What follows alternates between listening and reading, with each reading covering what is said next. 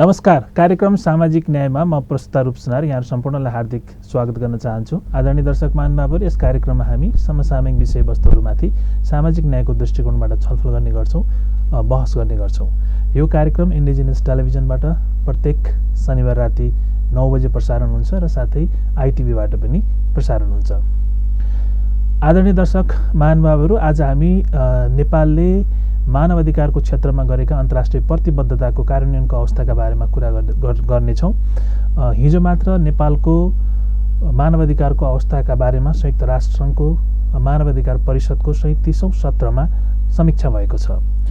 त्यो समीक्षामा भएका दलित सम्बन्धी छलफलका बारेमा, दलित सम्बन्धी के कस्ता छलफलहरू भए र त्यो सम्बन्धी सरकारले के कस्ता रिकमेन्डेसनहरू, सिफारिसहरू प्राप्त गर्यो भन्ने सन्दर्भमा हामी कुरा गर्नेछौँ। र संवादका लागि हामीसँग हुनुहुन्छ प्रधानमन्त्री तथा मन्त्री परिषद कार्यालय अन्तर्गत रहेको मानवाधिकार तथा अन्तर्राष्ट्रिय सन्धि सम्झौता महाशाखाका प्रमुख सहसचिव कौशल चन्द्र सुवेदी हुनुहुन्छ र कार्यक्रममा उहाँलाई म स्वागत गर्न चाहन्छु।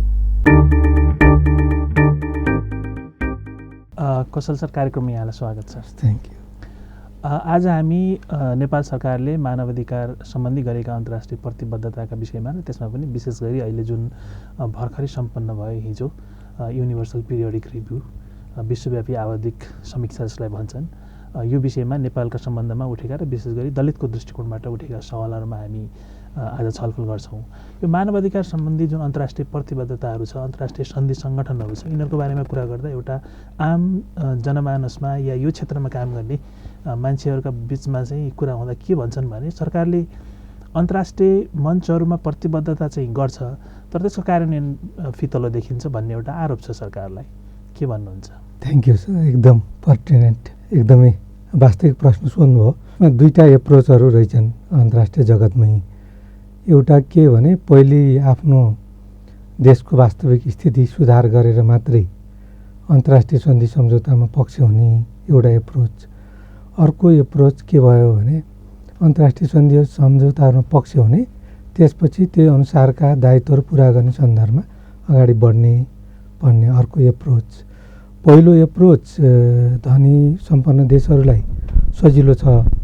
दोस्रो एप्रोच गरिब देशहरू, हाम्रो जस्तो देशहरूलाई के हुने रहेछ भने यसमा पक्ष भएर क्रमशः सुधार गर्दै गइयो भने सरकारलाई पनि त्यस किसिमको दबाब हुने र अन्तर्राष्ट्रिय समुदायलाई पनि गरिब देशहरूका यस्ता जल्दाबल्दा समस्याहरू समाधान गर्नलाई उहाँहरूको पनि दायित्व हुने भएको हुनाले यो इन्टरनेसनल यो एउटा रेस्पोन्सिबिलिटी छ, दायित्व छ कि धनी देशहरूले आफ्नो जिडिपीको कमसेकम 0.7% यी गरिब देशहरूको हितको भलाइको लागि, उनीहरूको उन्नतिको लागि खर्च गर्ने भन्ने एउटा युएनको एकदम अब्लिगेटरी त होइन, एउटा सफ्ट डिक्लेरेसन पनि छ।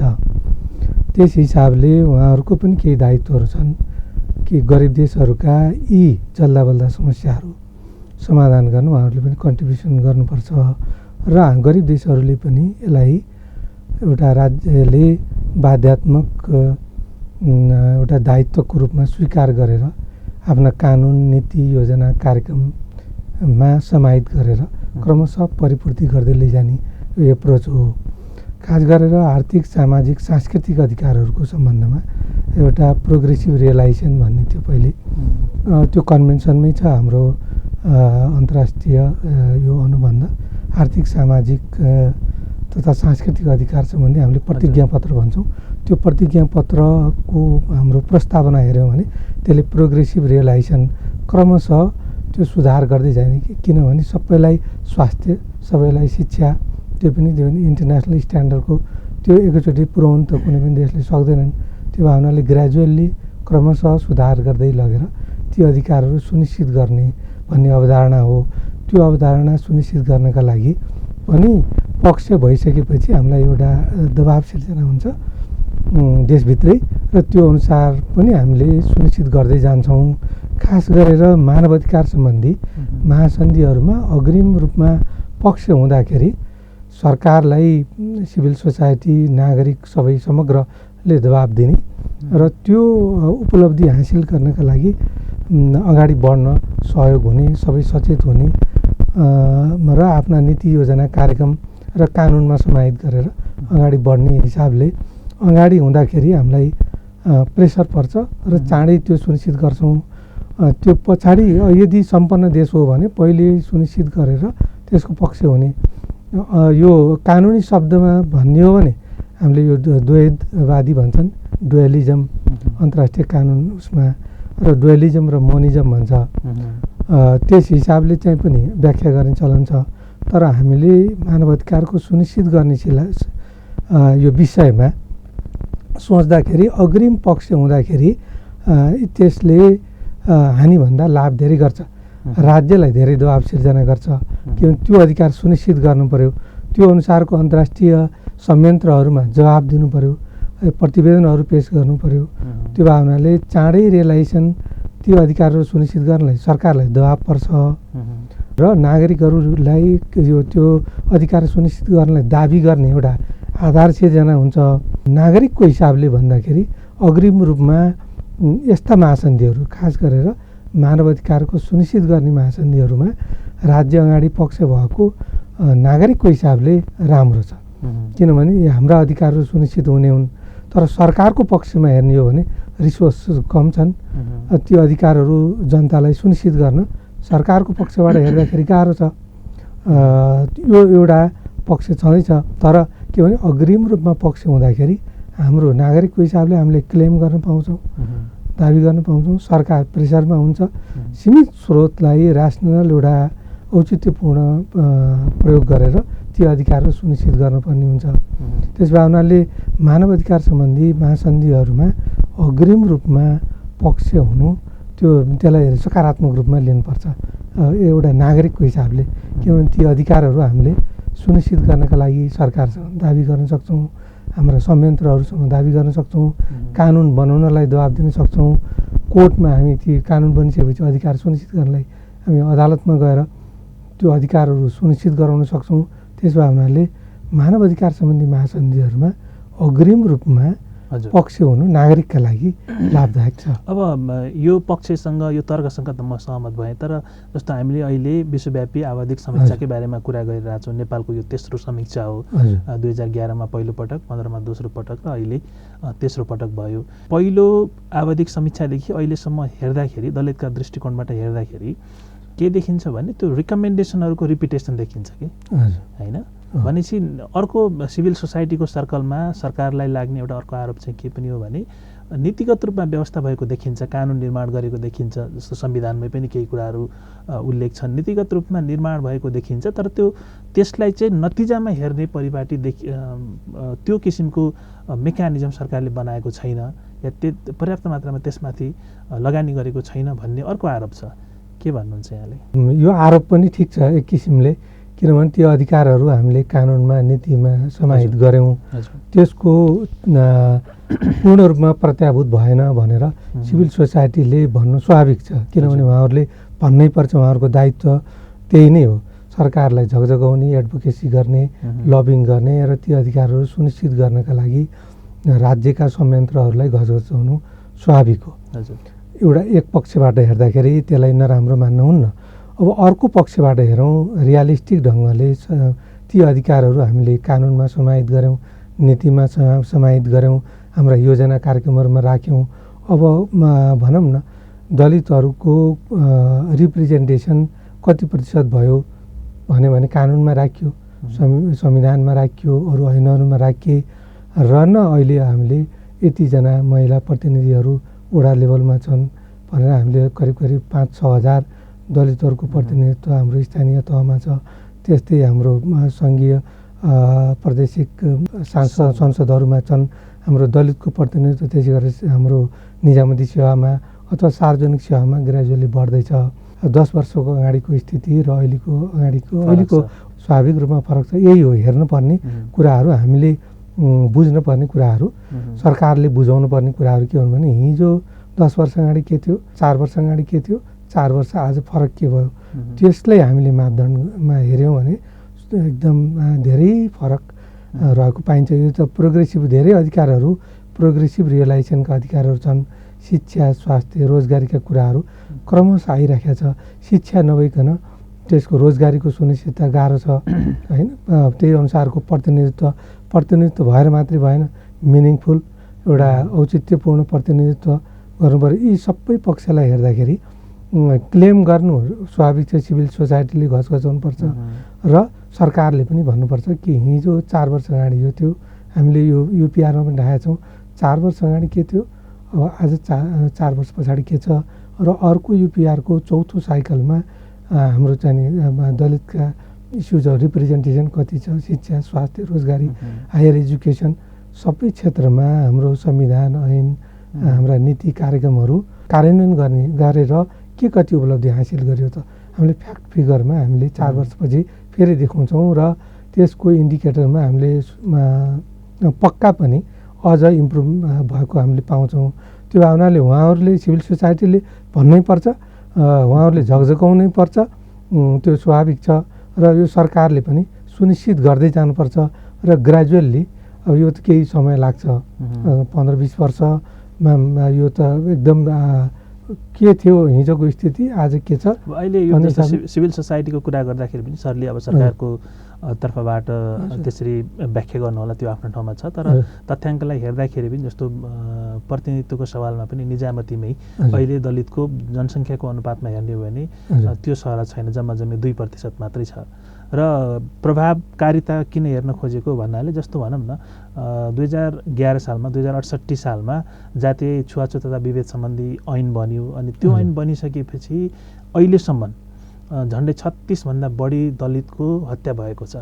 र यो लकडाउनकै दौरानमा त्यो 50% भन्दा बढी दलितको हत्या गरिएको छ भने अर्कोतिर यो लकडाउनकै दौरानमा अझ हेर्ने हो भने झन्डै 260 दलित महिलाको बलात्कार भएको छ र 6 जनालाई त बलात्कारपछि हत्या गरेर मारिएको छ। यो नेपाल प्रहरीको प्रतिवेदनमै उल्लेख भएको कुरा हो।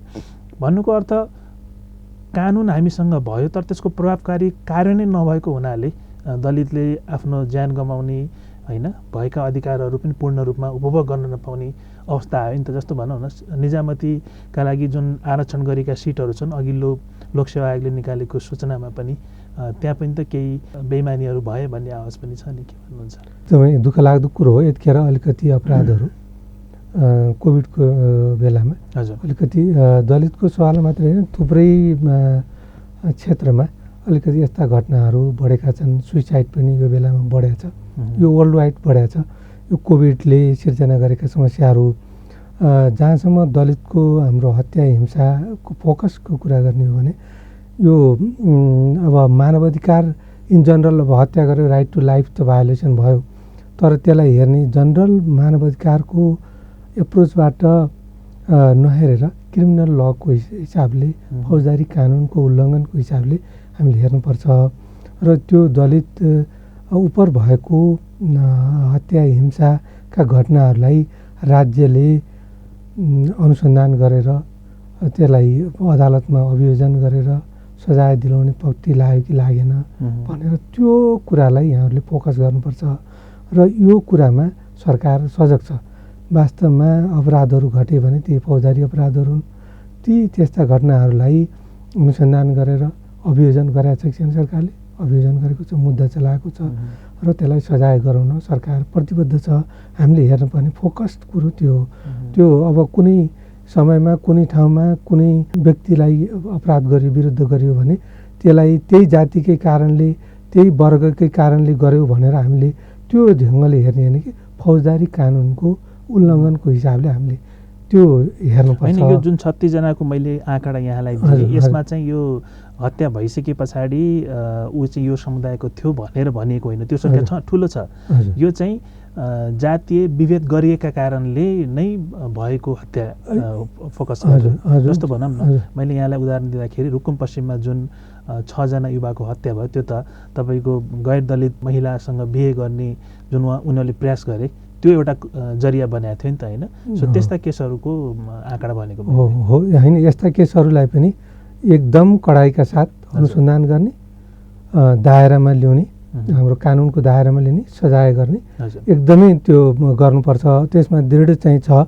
र एउटा कुरो राखौँ, हामीले यसको दलित उप गरिने यस्ता किसिमका भेदभावहरूलाई हटाउनुपर्छ भन्ने हुन त 2020 सालको मुलुकी ऐनदेखि नै हो हाम्रो चाहिँ अभियान जारी हो। सन् 1970 नै सबै किसिमका जातीय भेदभाव विरुद्धको महासन्धिमा हामी पक्ष पनि भयौँ। तर जुन हिसाबले यसलाई नियन्त्रण गर्नुपर्ने थियो त्यो हिसाबले नियन्त्रण हुन सकेन। यो दुःखको कुरो हो। यही कुरालाई हामीले रियलाइजेसन गरेर हामीले अहिले यो मानव अधिकार सम्बन्धी 5औं राष्ट्रिय कार्ययोजनामा जातीय आधारमा गरिने छुवाछुतको विरुद्धका सक्रिय कार्यक्रमहरू अगाडि लगेर जानु पर्यो भनेर बेग्लै एक्सन प्लान बनाउने भनेर भनेका छौँ। सङ्घीय मामिला तथा सामान्य प्रशासन मन्त्रालयले एउटा बेग्लै एक्सन प्लान बनाउने भनेर होमवर्क सुरु गरिसकेका छ। अब यो घर घरमा पुग्ने गरी कि सबभन्दा हाम्रो दलितको आधारमा छुवाछुत जन्य भेदभाव गर्यो भने सजाय हुन्छ, यो यस्तो काम चाहिँ गर्नु हुँदैन भनेर यसलाई घर घरमा यो चाहिँ पुर्याउने र त्यस्ता क्रियाकलापहरूलाई कानुनको दायरामा ल्याउने गरी एउटा बेग्लै संयन्त्र पनि बनाउने। दोस्रो विश्वव्यापी आवधिक समीक्षा युनिभर्सल पिरियोडिक रिभ्यूमा हामीले रिकमेन्डेसन हेऱ्यौँ भने जम्मी नेपालले 192वटा रिकमेन्डेसनहरू प्राप्त गरेको थियो र त्यसमध्ये 152वटा उसले चाहिँ स्वीकार गरेको थियो। र त्यसमा पनि हामीले दलितसँग सम्बन्धित हेऱ्यौँ भने झन्डै 18वटा जति थिए र ती चाहिँ प्राय स्वीकारेको अवस्था थियो। तर कार्यान्वयनको तहमा मैले फेरि अगाडि नै जोडेर लान खोजेँ। कार्यान्वयनको तहमा एउटा अध्ययन अनुसार पनि 50% भन्दा बढी दलितसँग सम्बन्धित सिफारिसहरू कार्यान्वयन भएको अवस्था छैन।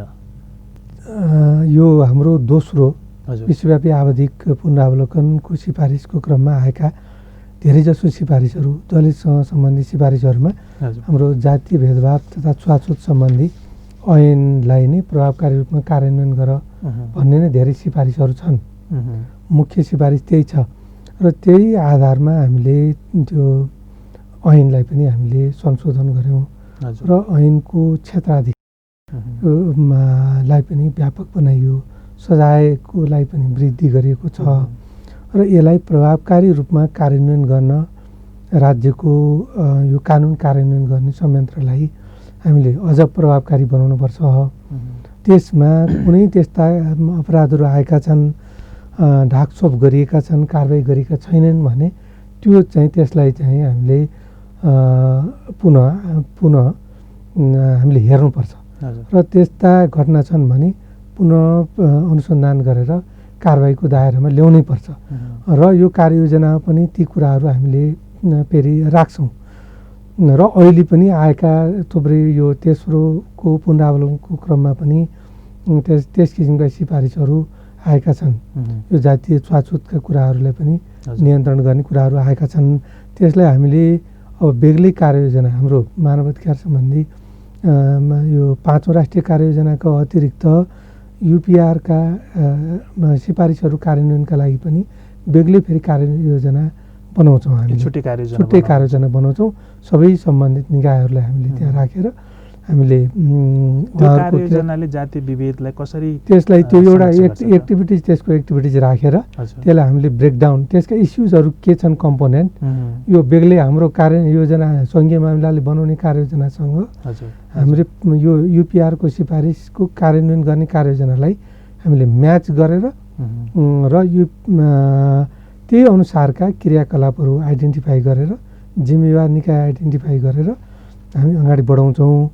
अब यस्ता घटनाहरूलाई हामीले घटना जति भए पनि फौजदारी अपराध हो, देशको फौजदारी कानुन यो जातीय छुवाछुत पनि फौजदारी अपराध हो। देशको फौजदारी कानुन बमोजिम हामीले यस्ता घटनाहरूलाई अनुसन्धान गर्ने, अदालतमा लैजाने, अभियोजन गर्ने र सजाय दिलाउने प्रमुख काम एउटा त्यो गर्ने र दोस्रो कुरो हाम्रो सामाजिक हाम्रो यो कार्ययोजनाको पनि दायित्व हुन्छ कि जातीय भेदभाव छुवाछुत भन्ने कुरो एउटा फौजदारी अपराध हो। यस्ता क्रियाकलापहरू गर्ने हो भने सजाय हुन्छ भनेर हाम्रो नेपाली नागरिकहरूलाई घर घरमा सचेतना जगाउने र हाम्रो स्थानीय तह हाम्रो वडा मा पनि त्यस किसिमका मेकानिजमहरू बनाएर यस्ता घटनाहरू हुनै नदिने गर्नलाई हाम्रो यो मानसपटलमा त्यस किसिमको जागृति सचेतना ल्याउने र त्यस्ताहरू घटना घट्या छन् भने पनि हामीले उजुरी गर्ने र त्यसलाई सजायको कानुनको दायरामा ल्याउने मुख्य अहिलेको इस्यु त्यो हो। अब त्यस्ता घटनाहरू हुनै नदिनेलाई सचेतनाका कुराहरू होइन, हाम्रो सचेतनाका कुराहरू मुख्य भइहाल्यो भने उजुरी गर्ने, मेलमिलाप गर्न नदिने होइन, त्यता घटनाको निष्पक्ष छानबिन गराउने र कानुनको दायरामा ल्याउने। किनभने घटना त जहाँ पनि विश्वभरि हुन्छन्, तर त्यो इन्टेन्सनले गर्न नदिने। अब अपराध घट्यो भने त्यसलाई फेरि सजाय गर्ने, त्यो मुख्य फौजदारी कानुनको प्रभावकारी कार्यान्वयन एकातिर, अर्कोतिर समाजमा सचेतना शिक्षा जागृति ल्याएर त्यसलाई क्रमशः मेटाउने गरी हामीले त्यो एकदम प्यारलल 3-4 किसिमका व्यवस्थाहरू गर्नुपर्छ। त्यसलाई संयन्त्र वडा लेभलमै त्यस किसिमका संयन्त्रहरू बनायौँ भने उहाँहरूले पनि त्यस किसिमका कार्यक्रमहरू ल्याएर र सबैलाई घरमा त्यसको जागृति ल्याएर र क्रमशः यसलाई घटाउँदै जानुपर्छ। ओभरनाइट हुँदैन। अघि यहाँले भन्नुभएको थियो कि अब 2% मात्रै प्रतिनिधित्व भयो। अब के अरे जनसङ्ख्या चाहिँ 13% छ, 2% रिप्रेजेन्टेसन भन्नुभयो नि। यो अब 4 वर्ष अगाडि कति थियो? लेस देन 0.1 थियो, अहिले 2% भयो। अब हामीले 4 वर्षमा 4% पुर्याउन सक्यौँ भने ठुलो उपलब्धि हुन्छ नि। त्यो अहिले के अरे शिक्षाको प्रतिशत कति छ दलितहरूको, त्यसमा मेजर गरौँ न होइन, त्यसबाट मेजर गर्नु पऱ्यो, त्यही अनुसार ल्याउनु पऱ्यो भन्ने। किनभने हामीले ओभरनाइट ठ्याक्कै एकदमसँग प्रधानमन्त्री बनाउने, ठ्याक्कै मुख्य सचिव बनाउने, ठ्याक्कै सचिव बनाउने भन्यौँ भने र हाम्रो 30% रिप्रेजेन्टेसन हाम्रो खरक्क यो त बटन थिपे जस्तो त हुँदैन। यो त ग्रेजुअल्ली आउने हो। यो त सबै क्षेत्रको फेरि यो शिक्षा स्वास्थ्य हाम्रो के सबै लिभिङ स्ट्यान्डर्ड सबै ग्रेजुअल्ली ल्यायौँ भने हामीले त्यो मिट गर्छौँ। हामीले चाहिँ एकैचोटि 13% भन्यो भने त्यो त मेकानिकल हुन्छ। ग्रेजुअली हुने कुरा पनि भयो सर होइन, ग्रेजुअली हुने कुरा पनि भयो। अर्को चाहिँ के भने जस्तो हामीले निजामती सेवामा प्रवेशका लागि दलितका लागि 9% भनेर छुट्याएको छ नि त होइन। जुन त्यो वर्षभरिमा जतिवटा लोकसेवाले विज्ञापन निकाल्छ त्यसमा कानुनसम्म ढङ्गले जति निकाल्नु पर्ने थियो त्यहाँनिर पो बेमानी भयो भनेर पो मैले पनि त्यस्तो एकपटक हो। अब त्यो एकपटक भयो भनेर त्यसलाई रुलको नमानौँ होइन। त्यसो हो भने त्यस्तो उल्लङ्घन भयो भने हामीले रेमेडी पनि पाउँछौँ। रेमेडी पनि छ नि, हाम्रो एकदमै राइट छ भने रेमेडी पनि छ। हामीले रेमेडीमा जानुपर्छ त्यस्तो उल्लङ्घन भयो भने। तर एकपटक चाहिँ त्यस्तो भयो भनेर टेक्निकल कारणले चाहिँ पनि भएको भन्ने पनि मैले सुने होइन। त्यसलाई चाहिँ रुल नमानौँ हामी। अब के भने हाम्रो राइट छ त्यति % रिप्रेजेन्टेसन गराउने, त्यही अनुसार हाम्रो लोकसेवा आयोगले अब लोकसेवा आयोग मात्रै होइन, अब त सबै पब्लिक सेक्टरहरूमा त्यस हिसाबले रिप्रेजेन्टेसन हुने गरी कानुन व्यवस्था भएको छ, रिजर्भेसन रहने गरी। त्यो अनुसार रिजर्भेसन सबै संयन्त्रहरूले छुट्याउँछन्। छुट्याएनन् भने हामी रेमेडी गर्न जाउँ होइन। कोर्ट छ अब होइन, हामी त्यहाँ जाने हो। अब त्यो व्यक्तिले दिने पनि होइन यो रेमेडी, हामीले क्लेम गर्छौँ नि त। जब राइट छ भने हामीले उपचारको लागि हामी अदालतमा जानुपर्छ र त्यो सुनिश्चित गर्नुपर्छ। हाम्रो क्वालिटी हाम्रो त्यही रिजर्भेसनमा भर पर्ने पनि होइन, क्वालिटी फ्री कम्पिटिसनमै हामी रिप्रेजेन्टेसन हुने हो। यसको मतलब फेरि रिजर्भेसनलाई हटाउने भन्नु खोजे होइन कि हामी त्यति मात्रैमा होइन नि त। 13% त हामी फ्री कम्पिटिसनबाट आएर पनि त रिप्रेजेन्टेसन हुनसक्छ। त्यसो हुनाले हाम्रो एजुकेसनमै फोकस दिने हो। त्यसबाट हामीले चाहिँ अगाडि बढाउनु ब्याकबोन हाम्रो एजुकेसन हो। हामीले के भने त्यहाँ रिजर्भेसनबाट आउने फेरि डेलिभरी दिन सकेन भने मजा हुँदैन, त्यो इन्फेरियर हुन्छ कि डोमिनेसन भइरहेको छ। तर रिजर्भेसनबाट जानेले पनि त त्यही परीक्षा त्यही प्रक्रिया पुरा गरेर जाने खालि के हो भने हिजोका दिनमा उनीहरूको प्रतिनिधित्व नभएको हुनाले आज चाहिँ छुट्टै गरिया हो। त्यहाँ चाहिँ के भने त्यसलाई त्यो हेलाको दृष्टिकोणले होइन कम्पिटेन्ट ढङ्गले लगाउनुपर्छ। यहाँले भन्नुभएको खुलामा पनि जानुपर्छ भन्ने जाने त्यो हिसाबले टार्गेट बनाउने हो कि त्यही हिसाबले शिक्षाको हाम्रो मोडालिटी हामीले हाम्रो साथीहरूलाई रिजर्भेसनमा आइहालिन्छ नि भन्ने मात्र होइन कि हामी खुल्लामै आउने हो। खुल्लामा आइएन भने मात्रै रिजर्भेसनको कुराहरू हामीले हेर्ने हो। हामी त ताक्ने खुल्लै हो, किनभने खुल्ला भने गर्वको कुरो हो, अझ धेरैसँग कम्पिटिसन गर्ने कुरो हो। त्यो त्यहाँ जाने भनेको सर्भाइभलको लागि मात्रै जाने होइन, यो त रेस्पोन्सिबिलिटी लिएर जाने कुरो हो, डेलिभरी दिने जाने कुरो हो। त्यसो भए हुनाले टार्गेट के गर्नु पऱ्यो भने क्वालिटेटिभ एजुकेसनबाट हामीले ग्रेजुअली त्यहाँ पुऱ्याउँछौँ भन्ने हिसाबले। न त हाम्रो चाहिँ कतिपय अवस्थामा पास मार्कै नल्याउने पनि होला, त्यो लोकसेवासँग यहाँहरूले हेर्नु होला, कति पास मार्कै नल्याएको पनि होला होइन। रिजर्भेसनमा पनि पास मार्क नल्याएको केस छ कि छैन त्यो पनि हेर्नुभयो भने त्यहाँ पनि एकचोटि लोकसेवाका सरहरूसँग साथीहरूसँग कन्सल्ट गर्नु होला होइन। राम्रै खुलामा पनि आएका छन् हो। त्यस हिसाबले हामीले चाहिँ ठ्याक्कै बटन अब हाम्रो संविधान हाम्रो कानुनमा 9% छुट्टा हुनाले 9% हाम्रो चाहिँ एज अ होल रिप्रेजेन्टेसन हुन्छ भनेर चाहिँ नि एकैचोटि खोज्नुभयो भने त्यसले फ्रस्ट्रेसन जोगाउँछ। तर के भने क्लेम गर्ने कुरो त छँदैछ, त्यति 9% को रिजर्भेसन निकालिदिएनन् हाम्रो सार्वजनिक सेवाको निकायहरूले, विज्ञापन निकालेनन्, छुट्याएनन् भने त्यो मालाफाइड हो, त्यसको रिमेडी खोज्नुपर्छ। तर हामीले चाहिँ एजुकेसनमा ओभरअल सबै सेक्टरमा एजुकेसनमा हामीले दलितहरूको त्यो पर्सेन्टेज तलैदेखि बढाउँदै ल्यायौँ भने राम्रो हुँदै जान्छ।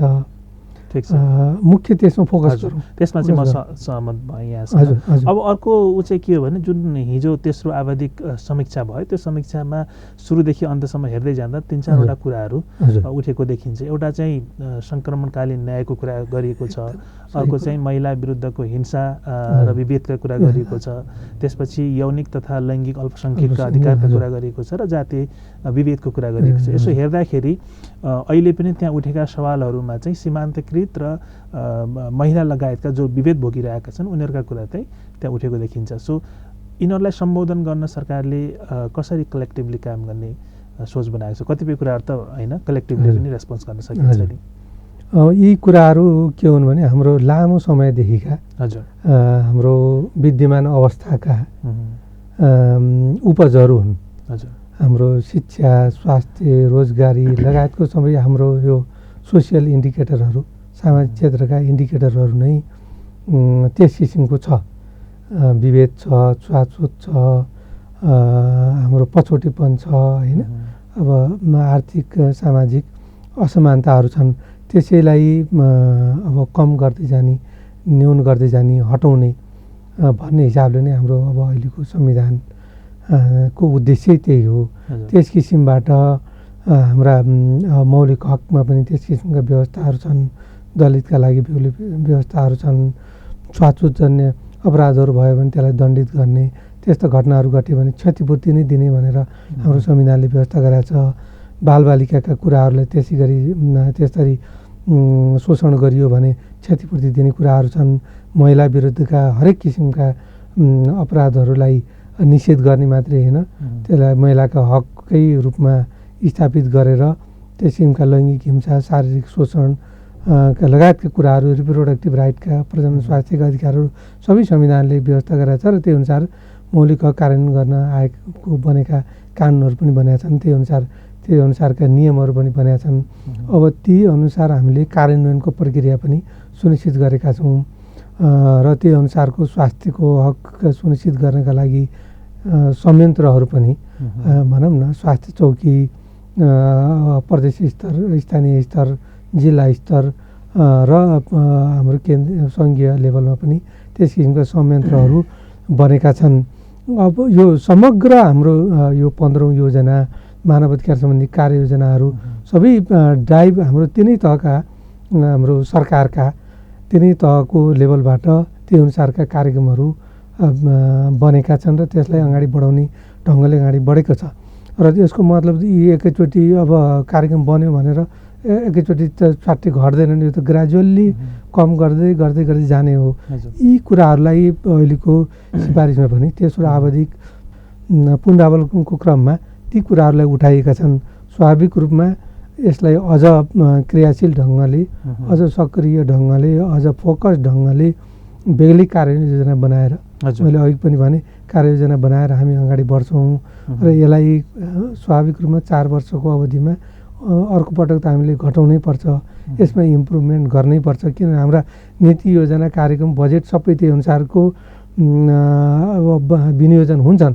त्यसमा हुनाले त्यसमा स्वाभाविक रूपमा सुधार हुन्छ र यो हाम्रो अब अघि पनि यहाँले भनिसक्नुभयो द्वन्द्वको घटनाहरूको यो हाम्रो चाहिँ लामो समयसम्म रहिरहेका छ। यसलाई पनि समाधान गर्नै पर्छ।